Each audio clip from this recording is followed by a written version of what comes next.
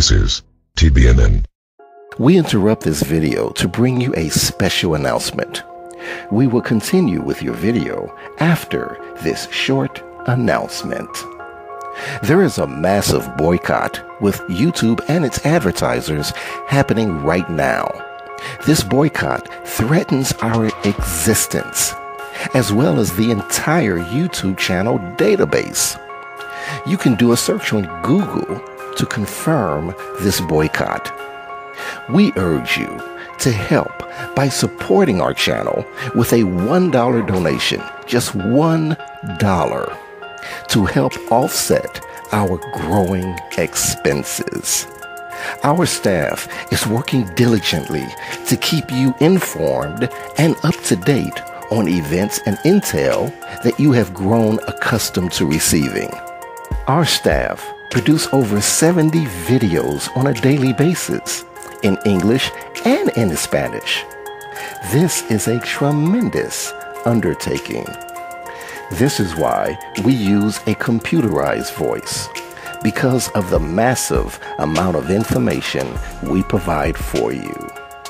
We accept PayPal donations, and our donation link is below in our description. When the boycott is over, we'll let you know.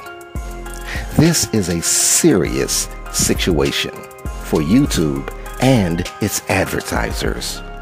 If you appreciate our channel and the intel that we provide for you, then please consider this much needed $1 donation. I want to personally thank you in advance for your support. And now, here is your scheduled video. President Trump's glorious first 100 days, more frightening or more pathetic? There is a lot of chatter these days about the looming milestone of the first 100 days of the Donald Trump administration and how he measures up in presidential history. This trope goes back to Franklin Roosevelt's first term, when he took office in 1933 amid the Great Depression, the worst economic crisis in American history, and promised to get to work immediately to bring relief to millions of suffering Americans. He declared a bank holiday to stop the run on withdrawals and immediately called Congress into session seeking to pass legislation to help farmers and unemployed people and create a federal jobs program. Since then, all presidents come up for a 100-day report card.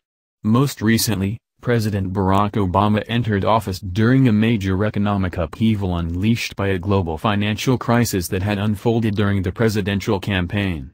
He warned that it wasn't going to be easy, asking for the nation's patience and saying, "The first 100 days is going to be important, but it's probably going to be the first 1,000 days that makes the difference." During his transition period, Obama had been focused on finding bipartisan support for a stimulus plan to stop the bleeding of jobs and home foreclosures and managed to get it passed in 8 days, with support from a handful of Republicans. He passed a budget resolution and signed major legislation on workers' rights and health care that had been stalled or vetoed under President George W. Bush. Obama also issued executive orders on numerous topics, from closing the prison at Guantanamo Bay to new government ethics rules. At the 100-day mark, 65% of Americans polled said they approved of the job he was doing, with only 29% disapproving. President Trump's glorious first 100 days, more frightening or more pathetic? Back on the campaign trail in 2016, Donald Trump portrayed the nation as a desperate dystopian hellscape and promised his adoring followers that he would make America great again. But he went beyond that. Decrying NAFTA and inner-city crime, vowing to bring back jobs and go after undocumented immigrants, undo regulations and fight ISIS, Trump promised to fix it all very, very quickly. Sometimes he'd add that it would happen so fast your head will spin. Indeed, Trump's pitch to his voters was that none of these were difficult issues and the problem had been our stupid leaders who just didn't know what they were doing.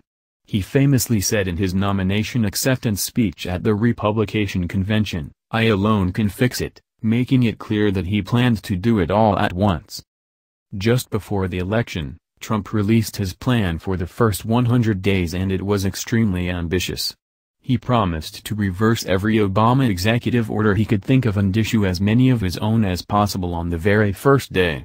His ill-conceived travel ban was the most controversial, and a few of his promises, like his pledge to propose a constitutional amendment to impose term limits on all members of Congress, have been quietly shelved. Others, in light of subsequent events, now seem mordantly amusing, such as a lifetime ban on White House officials lobbying on behalf of a foreign government. Trump didn't manage to do everything on his list the first day, but he fulfilled many of those promises during the first few months, most of them serving as props for his tedious daily signing photo ops, even if they don't really add up to any substantial accomplishments. And while his big, beautiful wall may be indefinitely put on hold, because it was an imbecilic idea in the first place, he's made real progress on his draconian immigration crackdown. The Department of Homeland Security under former General John Kelly and the Department of Justice under Jeff Sessions have most definitely taken off the gloves, and plans are underway for an even more drastic crackdown. In fact, Sessions is systematically carrying out Trump's law and order campaign pledges by turning back voting rights enforcement, reviewing police consent decrees, talking up the drug war, and rejecting forensic science that leads to fewer innocent people being convicted. But presidents are generally not considered to have had a successful first 100 days without any major legislative achievement, particularly when their party controls both houses of Congress. And the great negotiator presented himself as someone who could make deals almost magically. Indeed, it was the single most important skill he allegedly possessed. He was so good at it he would make Mexico pay for the wall and single-handedly renegotiate all the trade deals so thoroughly that our trading partners would give up all their jobs and profits and thank us for the privilege. Unfortunately for the president, he does not have even one real legislative victory. His most substantial achievement is a bill letting hunters kill bear cubs in their dens while hibernating. His only serious attempt at negotiating a legislative deal was so badly botched it ended in ignominious failure after just 18 days of debating the House. That, of course, was the health care bill meant to repeal and replace Obamacare. Recent rumors of a quick revival are, according to savvy observers, a product of White House hype and desperation for a 100-day win, rather than a sign of any real movement on the issue.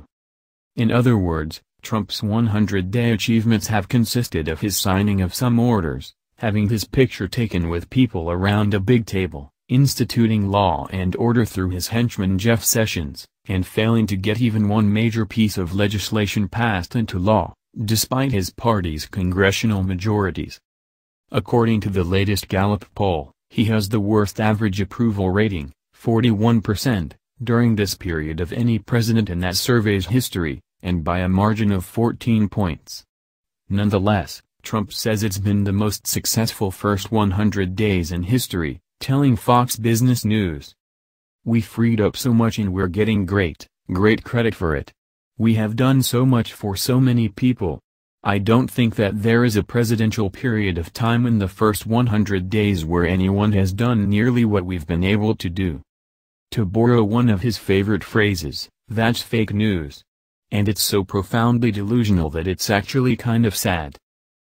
That's the news. Join us here every day. Be sure to subscribe and click the bell. See you next time. This is TBNN.